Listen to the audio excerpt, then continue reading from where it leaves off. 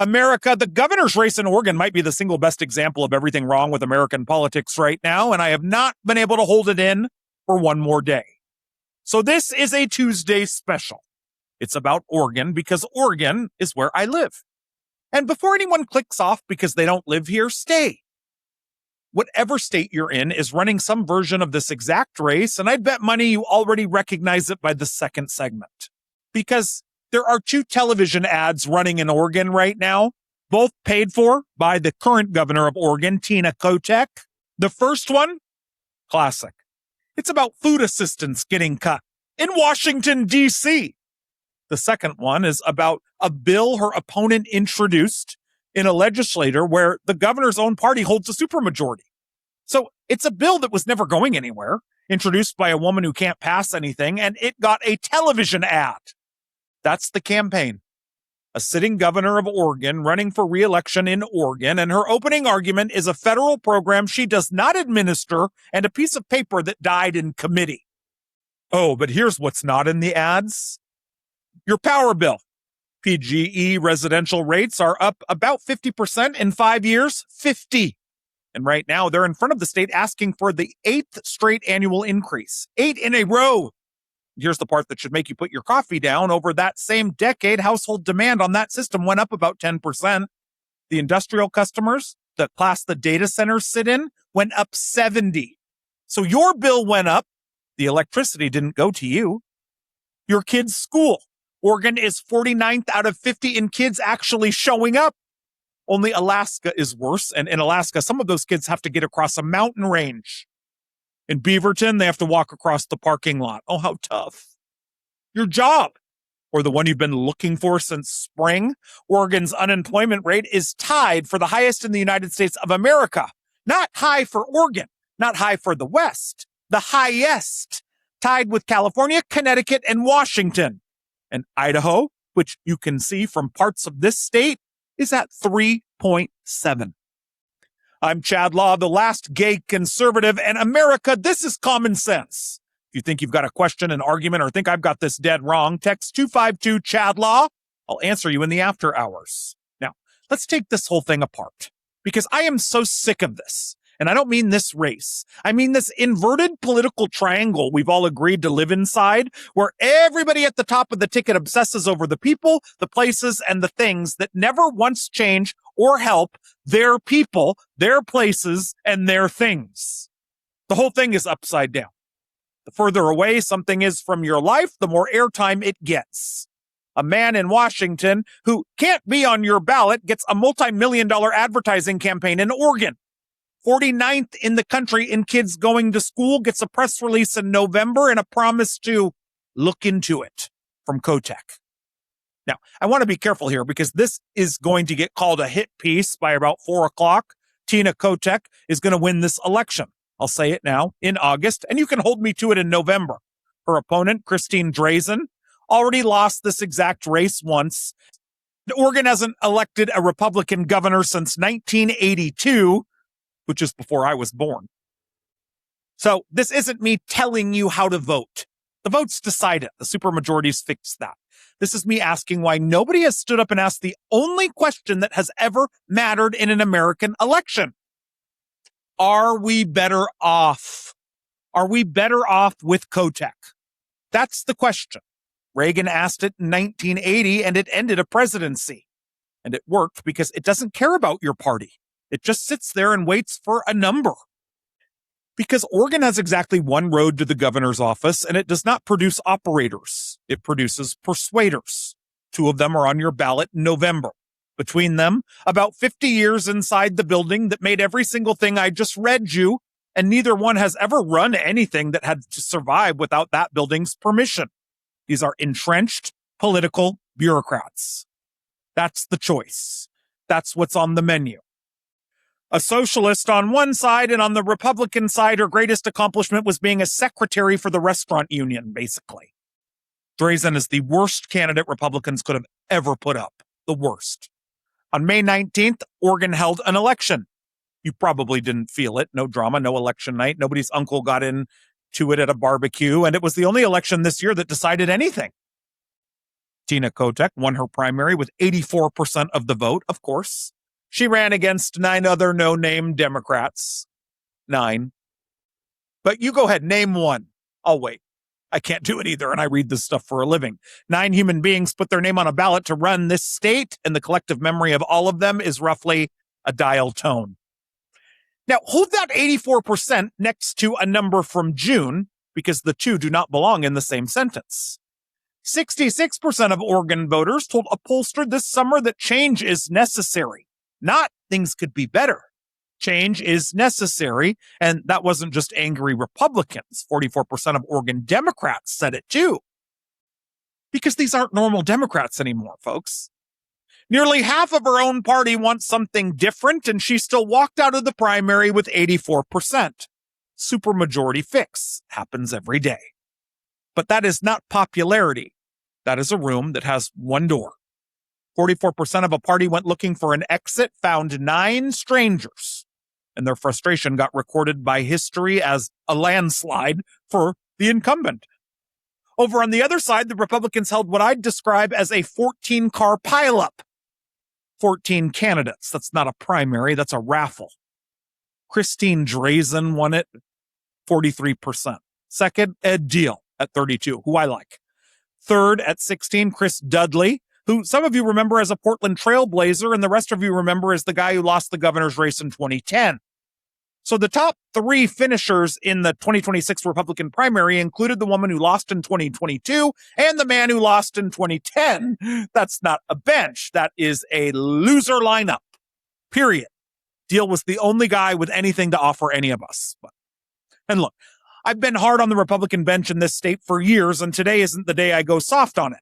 The National Party made a decision around Oregon a long time ago. They looked at a state that hasn't elected a Republican governor since 1982 and sent the money to Georgia and Arizona and Pennsylvania instead. I get it. It's their money. That's an accounting decision, and I'd probably make the same one. But you don't get to skip 4 decades of recruiting and then wonder why the varsity looks like a loser bench. Nobody here is a villain. This is just what's left standing when the music stopped, when you have no party support. Christine Drazan. I mean, so who are these two? Let's break down the 2 candidates. Tina Kotek started as an advocate for the Oregon Food Bank, then the Oregon House, then Speaker, and not for a minute either. The longest serving Speaker in the history of this state, 9 years in that chair, then governor. Christine Drazan started as staff for a Republican Speaker of the Oregon House back in the 90s. Then she became a lobbyist for the Oregon Restaurant and Lodging Association, a secretary, and then another secretary position of something called the Cultural Advocacy Coalition, then the Oregon House, then House Republican leader, then last fall the state Senate. Now, someone's going to email me before this episode is an hour old and say, Chad, that's not fair. Christine Drazan actually ran an organization. She did. 7 years. Let me tell you what it did. A board member from that period was asked about her tenure and offered up, as a compliment, as the proudest thing she could think of, that Drazan was pivotal in securing $6 million a year from the legislator for the arts. $6 million a year out of Salem for the arts. That's a real conservative. That's a genuinely hard thing to do. It is not running a business. That is a world-class beggar. Nobody bought anything. Nobody woke up and chose to be a customer. The revenue model was persuasion, and the customer was the Oregon legislator. That's all she's ever done. A trade lobby, an advocacy coalition, basically an NGO, a food bank job, a speaker's office, 25 years apiece in the same building on opposite sides of the same aisle, doing the same job, asking the Oregon legislator for things. That's it. Neither of them have ever signed the front of a check. Not one person on your ballot in November has ever made payroll out of money that had to come in the door first. Neither has ever taken something failing and turned it around, because neither has ever been in a position where failure did anything to them. These two are not builders. They're salespeople. And that's not an insult. It's a job description, and both of them are very good at it. But sadly, it's not just the job. See, Oregon doesn't need more salespeople. It doesn't need a better argument. We have plenty of arguments. Oregon is tied for the worst unemployment rate in America, And that has never once been fixed by someone being persuasive in a hearing room. So the question isn't whether either of them is qualified to run for governor. Obviously they are. They've spent their entire adult lives becoming outstanding at running. The question is whether any of them on the ballot has ever fixed anything. The answer is no. Are we better off? Not, do you like her? Not, is the other one worse? Are we better off than we were in January of 2023 when Tina Kotek raised her hand? And I'm giving her every win she's earned along the way, because if I don't, you shouldn't believe the rest of it. She's got some wins. Start with the thing that shows up whether you follow politics or not. Your power bill. Portland General Electric's residential rates are up 50% in 5 years. And last month, they filed to raise them again, 8 years in a row. Pacific Power is asking for 9% for next year. Between them, roughly 1.5 million Oregon households. The ratepayer advocates say those increases line up with record numbers of disconnections over the last 2 years. Record. That's not people trimming their budget. That's people getting the letter and then getting their power shut off. Now, some of that is wildfire liability and the price of power on the open market. It's real. I'm not telling you that Tina Kotek set your kilowatt rate. She didn't. Here's what I am telling you. That the body that approves every one of those increases is the Oregon Public Utility Commission with 3 members. 3. And she appoints all of them. They're all her appointees. And they have all just blindly given these electricity rate increases. Not Washington, not Congress, not a federal judge. 3 people, 1 governor, all requiring just 1 signature. Oh, by the way, over the last 10 years, household demand on PGE's system, you, your neighbors, everyone running a dishwasher, went up only about 1% a year. So 10% over a decade. Over that same decade, the class of industrial customers that data centers sit in went up 70%. And notice how Kotek is only against data centers now that people actually notice. She was all for them when they built them in the Dalles, but now all of a sudden she wants a pause. But think about that, 70%. Your bill went up 50%, your usage went up 10%. The demand came from buildings with no windows that employ about 40 people and sit and hum. And the Citizens Utility Board has accused PGE of trying to get around the new law that makes tech companies pay for the infrastructure to serve them, which tells you everything because there had to be a law. Somebody had to write a law that says the person who ordered the thing pays for the thing. That's not policy. That's kindergarten. That is the level we're dealing with in Salem. And that's just the electricity here. Let's talk about what it costs to be an Oregonian on paper. The Tax Foundation ranks all 50 states on tax competitiveness. Oregon comes in 35th. Bad but survivable until you open it up and look at the categories. Sales taxes, 4th best in America. Why? We don't have one. Duh. Our single best tax ranking in this state is for a tax that does not exist. And we're still 4. That's the whole trophy. That's it. Now the ones that do exist. Corporate taxes, 49th of 50. Oregon is one of exactly 2 states. The other one is Delaware, and Delaware is a mailbox with a flag on it, basically, that stacks a corporate income tax on top of a gross receipts tax. Percentage of your profit, and then a percentage of your revenue, whether you made a profit or not. Individual income taxes, 41st. Top rate, 9.9%. Unemployment insurance taxes, 41st out of 50. Property taxes, 28th, and that one's fine because voters put a constitutional cap on it in 1990 over the objections of everybody in Salem. So our 2 good tax numbers are the tax we never passed and the tax the voters took away from them. What they have control over, we rank in the 40s. And here's the piece of this that nobody tells you because it's boring and it costs you money every single year. Oregon's income tax brackets are not adjusted for inflation. Like at all. Your boss gives you a 3% raise, let's say. Groceries went up 4%. So you're objectively poorer than you were last year. And the state of Oregon looks at that raise and decides you've moved up in the world. It's a tax increase with nobody's fingerprints on it. And it happens every year in this state. And then there's the one that hits people out where I live. Oregon's estate tax starts at $1 million. Lowest threshold in the United States. Now, not the lowest the states that have one. Lowest, period. $1 million. You know what clears $1 million in this state? A paid off place, a barn, a tractor, 40 years of not selling. Nobody in that scenario has ever felt rich a single day of their life. And when the second parent dies, the state of Oregon shows up to the funeral with an invoice. And the kids find out the only way to pay is to sell the ground. So that's the bill and the tax bite. Here's what people do about it. They leave. And I want to be careful because this is where my side of the aisle overshoots and gets fact-checked. Oregon is not losing population. Anyone who tells you that is lying to you. Here's the true version, and it's actually worse. The Oregon Journalism Project actually ran the census numbers in March. Apparently, Oregonians between 30 and 50, the peak earning years, the years you make the most money you'll ever will, are leaving faster than the people that age arrive. So who's actually coming in? College kids. They run the same thing in California. Oh, outmigration is not that bad in California. Right. All the tax base leaves and gets replaced with illegals or college students. So the number per number isn't there, but the income, the revenue, the services, the contributions have a massive gap. Because who's arriving in Oregon? College kids. Lane County, where the University of Oregon is, grew. Benton County, where Oregon State is, grew.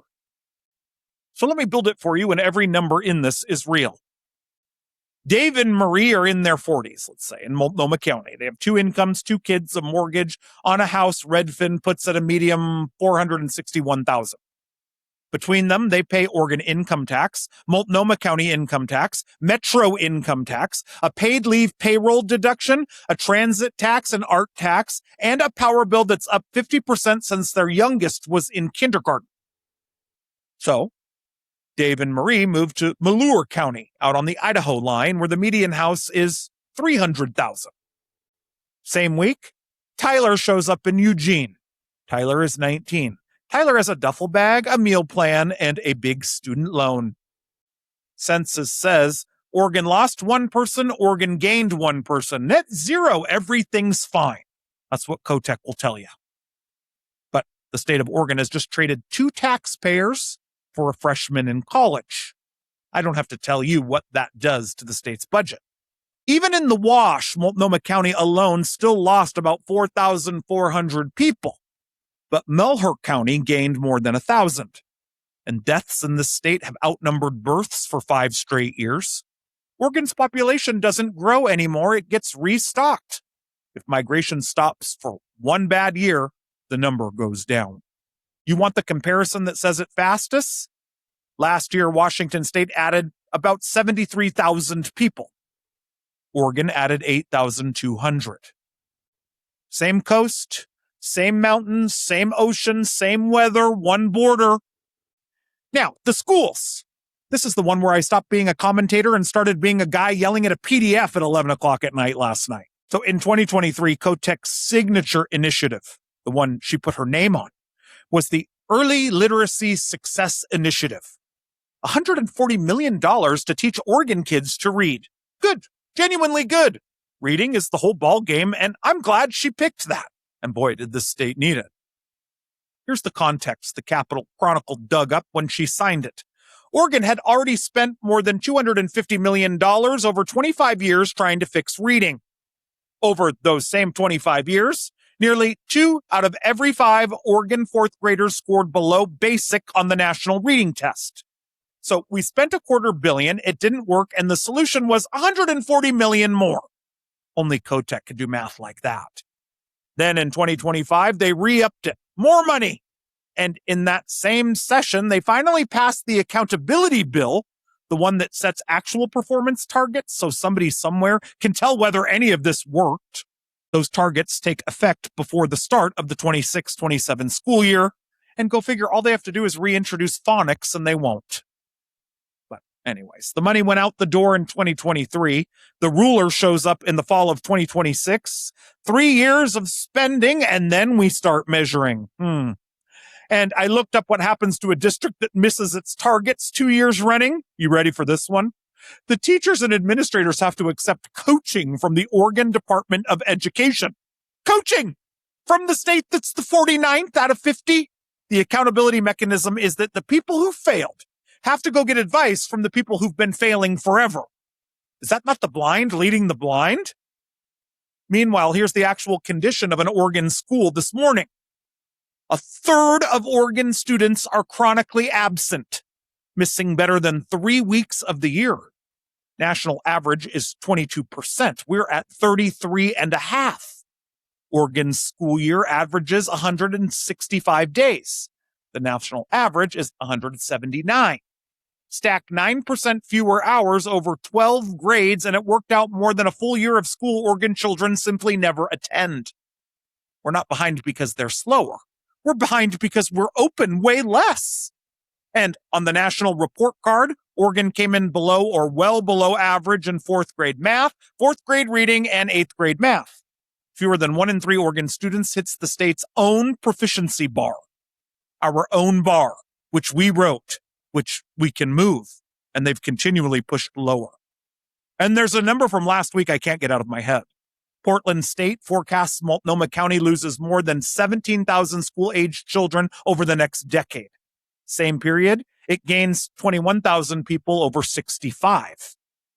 That's not a budget problem. That's a place deciding what it's going to be. This is what happens when socialist policies run rampant. And I want to slow down because this piece isn't a statistic and I don't want it buried in a run of numbers. All right, so in 2025, Governor Kotek vetoed 2 child welfare bills. One of them was an expansion of Oregon's Foster Children's Bill of Rights. You should know what's in that Bill of Rights because it's not lofty. The right to keep the gifts somebody gave you, clean clothes that fit, to play a sport or take an art class. The expansion would have added your right to your own belongings and the right for brothers and sisters inside the foster system to stay in contact with each other unless a judge says otherwise. She vetoed it. Her office had reasons. They're in a letter, and I'm not going to sit here and guess at somebody's reasons. Here's the part that doesn't require any guessing or reasons. The Oregon Senate voted to override her. Her own Senate. The chamber her party controls with a supermajority. Reporters called it a rare rebuke, and rare is the right word. Oregon senators do not do this. They toe party line 100%. The House declined to follow, so it died. The Democrat who wrote it filed it again in January. That's not Republicans complaining. That's not Fox News. That's her own building voting to go over the top of her on foster kids and whether their siblings get to talk to each other. That's how sick this woman is. This is what she vetoes. This is what she's doing. And she's still going to win. Now, I owe you the other side of the ledger, and I'm giving it to her without a wink. Overdose deaths fell in Oregon 22% in 2024. Hundreds of Oregonians are alive. I won't hand her the credit either. The national number fell almost 27% the same year. But it happened on her watch, so she gets to say so. Homelessness in Central Oregon, dropped over 19% this year. Deschutes, Jefferson, Crook. That's real. It's the first drop after years of climbing, and she went to Redmond and stood up and celebrated it, and she should have. Housing permits are up 11% through June, while the rest of the country went down 1%. The head of the Home Builders Association called that encouraging, and he doesn't work for her, so that's a good one. On the literacy money, about 80% of Oregon districts have adopted reading curriculum that actually matches the science of how a brain learns to read. It's called phonics. That's a real operational achievement, and a lot of governors couldn't have gotten it done. It was in the works long before her, but hey, let's give her the credit anyways. And when the federal government came after this state, the Guard, the food assistants, she stood in the road. Whatever you think about the politics of it, she did the job of a governor that week. So, okay. So no, this isn't a hit piece. Those are 5 real things, and I just said all 5 out loud. 5 things that, again, I believe is her doing her actual job. But look at what every one of them have in common. Every one of them is either a program launched, a dollar appropriated, an office opened, or a curriculum adopted. Those are inputs, every single one of them. Things you can announce the day you do them or sign them. Not one is a result. Not one result in the bunch. So I went looking for Oregon's national rank and everything I could get my hands on, and the ones where the attack doesn't go first, because I'd rather you hear it from me than in the comments. Roads. You've heard me complain about the roads here. Well, Oregon's highway system ranks 33rd, and it went up 2 spots. Rural interstate pavement is at 15th. Urban interstate, 19th. Structurally deficient bridges, 15th. The guy who writes that report says Oregon has good pavement. So, if you've been saying Oregon's roads are falling apart, you and I have both been wrong, and I'm saying so on my own show. Healthcare. Oregon ranks 15th in the nation, 12th on another scorecard. We're actually pretty good at healthcare in this state, so maybe we should leave it alone.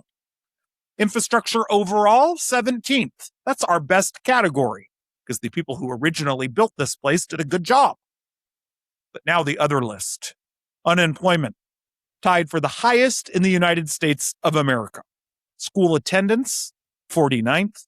Homelessness, 3rd highest rate in the country, and the increase since 2020 was one of the largest of any state.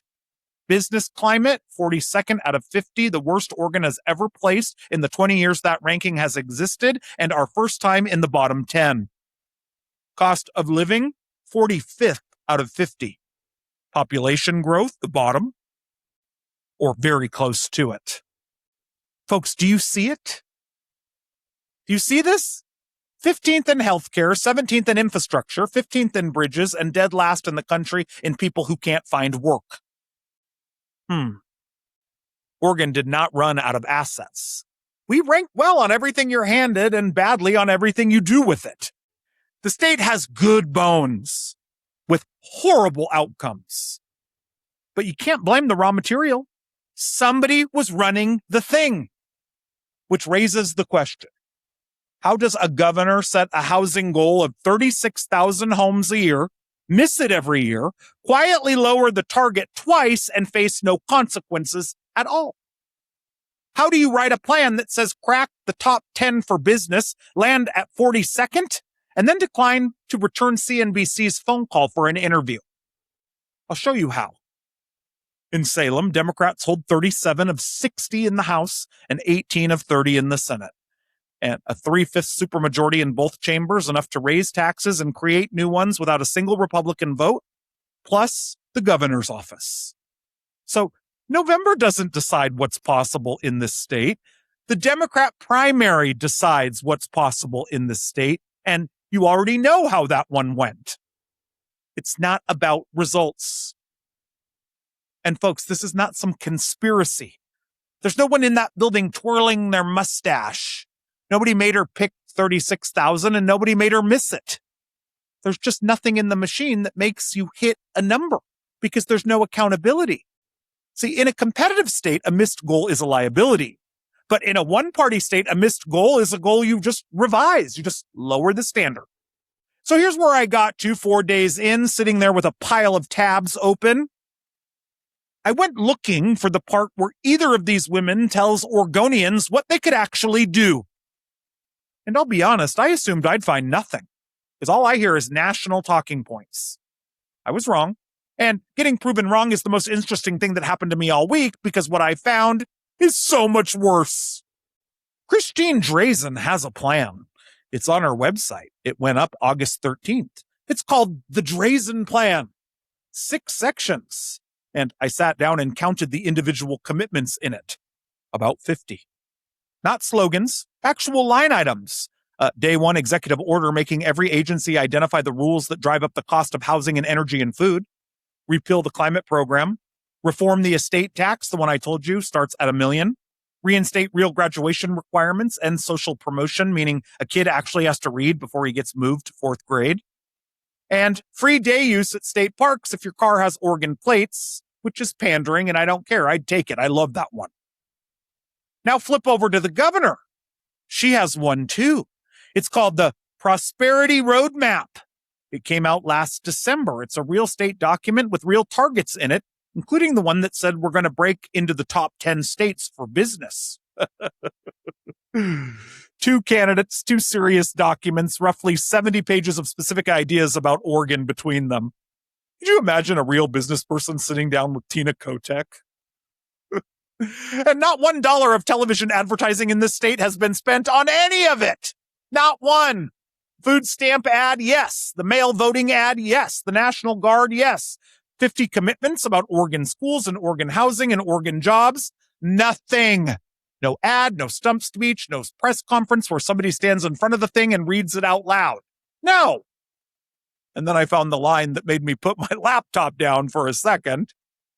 Buried in the Drazan plan in the accountability section at the very bottom is a promise to publish a scorecard, an actual annual scorecard measuring private sector job growth, business formation, permit timelines, industrial site readiness, exports, energy costs, housing production, and labor force participation. The scorecard, the exact thing I've spent this hour building by hand out of 11 different sources because nobody in this state will actually publish one. It's the last bullet of the last section of a document nobody has spent $1 telling you exists or even read. I doubt Christine Drazan's even read this whole thing. You have to scroll past her entire agenda to reach the one promise that would let you check whether any of it actually happened. And that's when this whole thing clicked for me, and it's the same disease I found in the literacy money. These documents are not arguments. They're just alibis. That's it. They exist so that when somebody like me says, Christine, you have no plan, a 26-year-old communications staffer can send me a link and go, actually, on page 6, written for the record. Never has to be said out loud where someone can hold you to it, though. It hides in a PDF on the website. Which brings me to the debates, and I want to do this one carefully because the easy version of this beat is a lie, and I'm not going to tell it to you. The easy version is this. The Democrat won't debate. That's not true. In June, Kotek's campaign challenged Drazan to 3 televised debates, an hour each, one in Portland, one in Eugene, and one in Medford. 3 debates her campaign selected. Then the Oregon Newspaper Publishers Association held one in Salem. Kotek declined. Drazan actually showed up and did it alone, which is a strange evening for everyone. KGW and the Oregonian offered one. Kotek declined 2.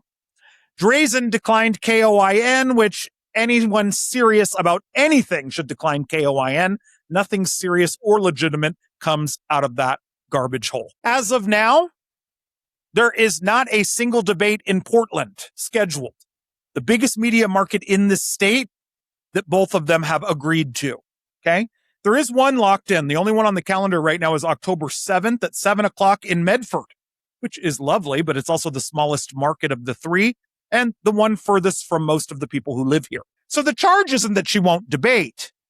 It's that she'll debate on the stages her campaign picked and not the ones the press or the other campaign picked. Her campaign will tell you she's got a busy summer calendar. Yes, walking around farmers markets with her buck yellow highlighter teeth and her unbrushed gray hair is very, very demanding. Drazan's campaign also put out a release back in April saying Kotek had held 0 public town halls since announcing. That's the opposition saying it, so take it for what it is. I couldn't find a town hall either. She's very disconnected from the people that she rules. But here's my rule, and it works on every politician you will ever see, just these 2. As an election gets closer, a campaign should get smaller, more specific, more local, more checkable. But watch these 2 instead. They're going up every week, further up, further from your street, further from your school, further from your bill, and closer to a building 3,000 miles away in D.C. And here's the thing I got wrong, and I want to correct myself out loud again. I assumed that when a candidate goes up, Trump, Congress, food stamps, the Guard, it meant she has no plan or nothing to run on. It's not really that either. Drazan has 50 specific plans and she still goes up. Kotek has a whole roadmap and she still goes up. They both debate and run ads like they're running for president. Going up doesn't mean there's no plan. Going up means the plan isn't the argument. It means somebody sat in a room with polling and decided the 50 things about Oregon won't move a vote, and one man in Washington, D.C. will. How is that even possible? They didn't forget about you. They ran the numbers on Oregonians and decided it's not worth it. Not worth it for Kotek. She can win running against Trump rather than defending an agenda or a plan for Oregon. Same with Drazan. So, are we better off? Here's my answer, and then I'll get out of the way. The pattern in every single thing I read this week is the same, and once you see it, you're going to see it in every level of government for the rest of your life. You're welcome. The money arrives first, the measurement comes later, and later never gets here. $140 million for reading in 2023, and the ruler shows up in the fall of 26. An emergency declared on homelessness on day one, renewed 3 times, 4 years running, and every progress report counts beds funded and dollars spent and people served, and not one of them counts whether there are fewer people sleeping outside. Those are all inputs. You can announce an input the same day you do it. That's why they love them. See, a result takes years and it might embarrass you, which I have a feeling this reading score is about to. I told you at the top that Tina Kotek is going to win this election, and I mean it. There is no mathematical way Christine Drazan will be Oregon's governor. But understand what that means about the last 6 months. I'm not some psychic or soothsayer. It's arithmetic. If the outcome was decided in May, and it was, 84-16 against 9 people you can't name, then there was never even a tactical excuse for any of this. Nobody was cornered. Nobody had to reach for the biggest club in the room. They just did it for 6 months, for millions of dollars, about a man who's term limited, who will be out of the building before the winner of this race is halfway through the term you're about to hand her. Trump will be gone by the time Tina's done, but we're voting for her because she's some Trump battle-proven expert against Trump? Come on. I mean, her second general election ad is about blocking the National Guard and reversing the food assistance cuts. I mean, that's a campaign whose central promise is who I stand against. And I understand the appeal. Standing against something feels like doing something. It photographs well, but just look at the results. Are we better off? Guess what? Fighting Trump has never once lowered a power bill in Oregon. It's never once taught an Oregon child to read. 2 women, both of them decent at their jobs. Both of them have spent their entire adult lives, 25 years apiece, inside the same building in Salem, on opposite sides of the same aisle, doing the same work, which is asking that building for your money. Neither one of them has ever fixed a single thing on the list I just read you. And that's the option we have in November. Dumb and Dumber.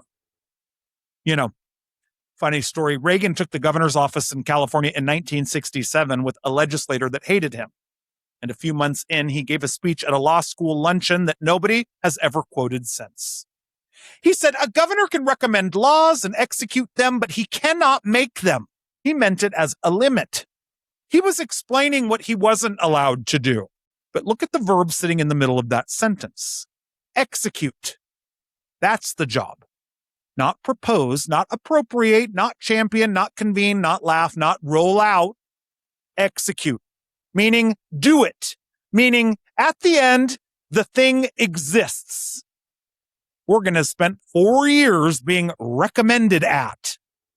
Oh, and before I let you go, don't forget, folks, ChadParkerLaw.com is the home base. It's where my books, Free Common Sense Conservative Manifesto, the latest editorial, the Daily News, all in one place. And if you think I got any of this wrong tonight, and if you're an Oregonian, some of you will text me, 252-CHAD-LAW. The sharpest ones I answer in the after hours, right after the live broadcast. Bring me real ones. Come on. And if you see us, share us. Our entire marketing department in one line. So what do we have? 2 candidates, 70 pages of plans between them, not $1 spent telling you what's in their plan. Somebody should probably ask them about it before November. America, that was common sense. Stick around for about 10 seconds while I reset the studio, gather your texts during the live broadcast, and answer them in the after hours.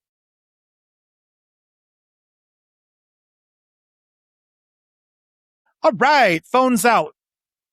Let's answer these texts. Marcus 3317, he says, be honest, did you actually read all the 50 bullet points or did you skim it like the rest of us? Marcus, I read all 50 or listened. Twice on a Sunday. My French bulldog Ron watched me do it and I could feel him judging me. But here's the weird part. It's a perfectly decent document and reading it felt like finding someone's homework in a parking lot. Somebody spent months on that. Nobody's ever going to see it or hear about it. All right, Denise, ending in 8042. You're a conservative complaining that a Democrat didn't spend enough? Pick a lane. Denise, that's a good one. And no, go back and listen again or read it again.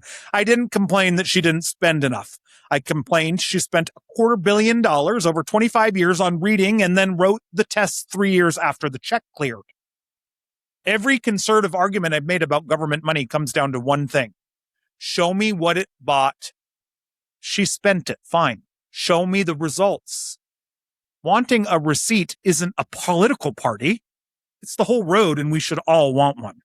Wes 5194, serious question. What do you actually do about the data centers? You need the tax base. Yeah, and that's the honest problem with that beat. Those buildings do pay. Substations, construction jobs, county budgets. But Wes, there's a big difference between a customer and a co-owner. They're being served by a grid 1.5 million households paid to build, and the state had to pass a law telling them to cover their own hookup. I don't necessarily want them gone. I would just want them on the same terms as everyone else who ever asked for power. Ask any contractor in this state what happens when he pours a slab and the customer decides the concrete's a shared expense. All right. Priya, I love Priya. 2760. You spent an hour on Kotek and about 4 minutes on Drazan. Just admit who you're voting for. Nice try. I'm not going to vote for either of them. I can't stand either of them. But I'll answer the real part because there is a real part. The asymmetry is not a preference. It's just purely arithmetic. One of these women has been governor for 4 years and the other one has not. Are we better off? Is a question you can only ask someone who was holding the wheel. And I'd point out I spent the 4 minutes I did have calling her party's bench an alumni game, a loser bench, and her signature private sector credential as a lobbying job. If that's my endorsement, I'd hate to see my attack. Ask me in November what I did with my ballot. I'll tell you. But as of now, I'm not voting for either of these two atrocities. Hal 6628. Okay, so what do I actually watch for after the election? Okay, this is definitely the best question of the night so far, and it's got a date on it. This fall, the 2026-27 school year is when those literacy targets finally take effect. 3 years after the money, it's in the statute, and it belongs to whoever wins. So watch two things. Do the targets get published on time and numbers in them? And does anyone in Salem say them out loud when they arrive? Because I'll bet you right now the money shows up again before the measurement does. And if I'm wrong, text me and I'll say so. I'll read it out loud on the show. Great question. All right, that looks like it's it for tonight. Folks, go check your power bill. This has been a Tuesday special on the joke of the Oregon governor election. God bless you, President Reagan. And as always, may God save America. We'll see you back tomorrow for Wacky Wednesday. It's wonderful. It's marvelous that you should care for me. Yes, you've made my life so glamorous. You can't blame me for feeling amorous. Oh, it's wonderful. It's so marvelous.